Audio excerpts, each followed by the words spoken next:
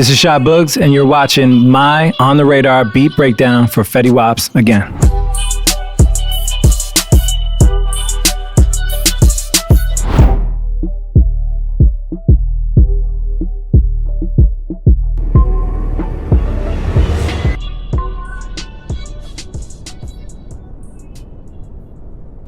So the Again beat was made the same day that 679 was made.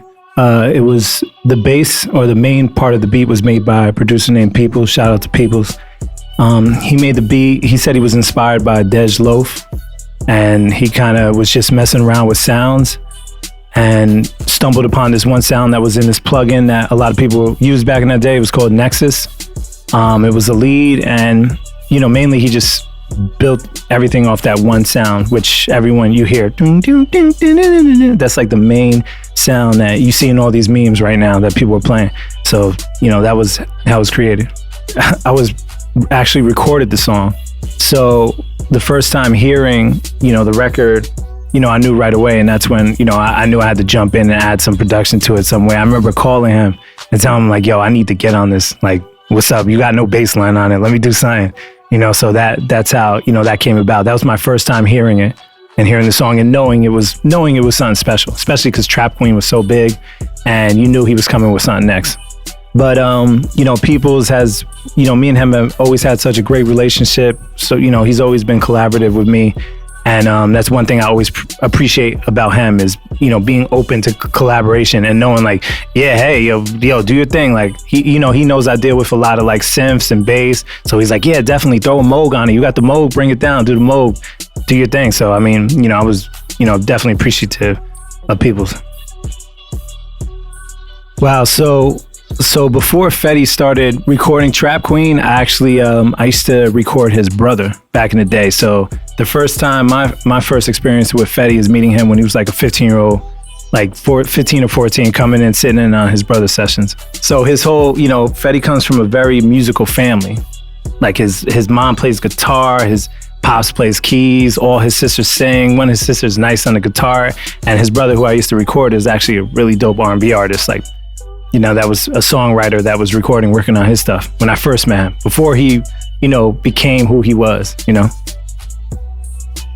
Yeah, so I've had a long career in the music game. I engineered for Old Dirty Bastard from Wu-Tang when I was like still, coming out of high school. I produced for DMX. I've done stuff for Don Omar. I got hooks with Cameron. Done stuff with Dipset.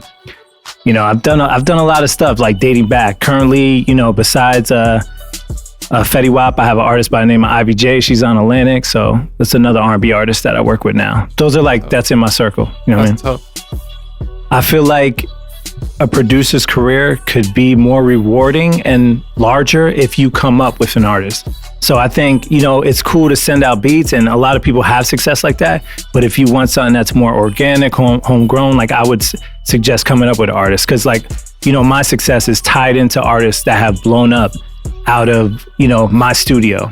There's, besides Fetty, there's been like actors that have come out of my studio. Like, shout out to Justina Valentine from Wildin' Out. Like she started as a kid in my studio, you know what I mean? And there's so many others that are still coming up now that, I look at and I'm appreciate their career and appreciate being involved in their career at the beginning, because it's one thing, again, to send beats out, but so much better to come up with somebody, like create their sound, like so much more rewarding, Start with the main melody, pretty simple. People said he was referencing Dej Loaf. This is really the main part of the beat.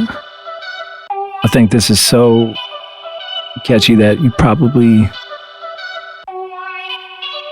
I could put any drums to this, really. Started building this piano.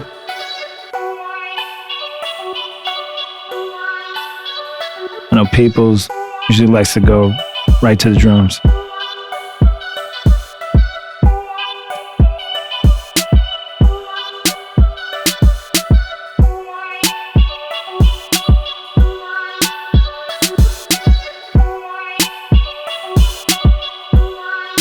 Cool thing about this is during the time there wasn't any beats that had this movement. So I feel like that's why, again, always stands out. It wasn't like a regular trap beat. Everybody was doing the same thing. People's kind of put like an East Coast balance to this thing.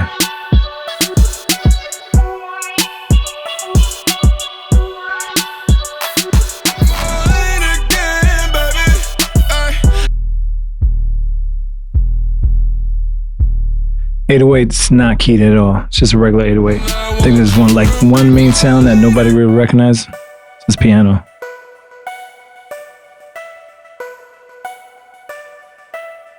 It's kind of good counter for this melody.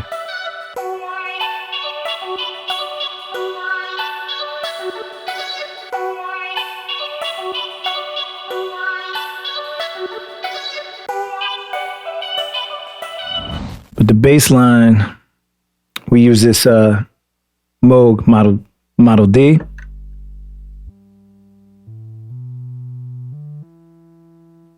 But I feel like that's probably what gave it a little edge. It's that nice sound right there.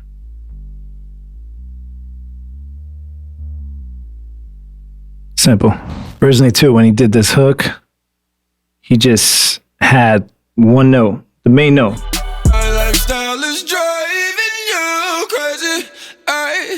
I cannot see myself without you. We call them fans down, girl, you know what we do. This went twice, but after he sung it a couple times, I was like, yo, why don't you add harmonies to it? So next time around when it went, lifestyle is driving you crazy. So I gave him the low harmony and then he just went from there. Like, one thing people don't know about Fetty is that he's super talented. He plays drums, keys. I gave him one harmony note. He went off of that and I know my lifestyle is driving you. I feel like harmony always builds hook, especially if you do melody. Like, it's good to add like little accents.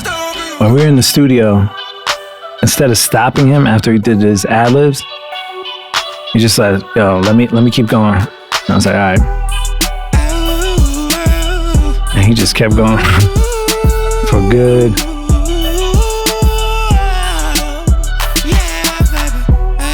This is a minute of him freestyling. Just freestyling. This is one take.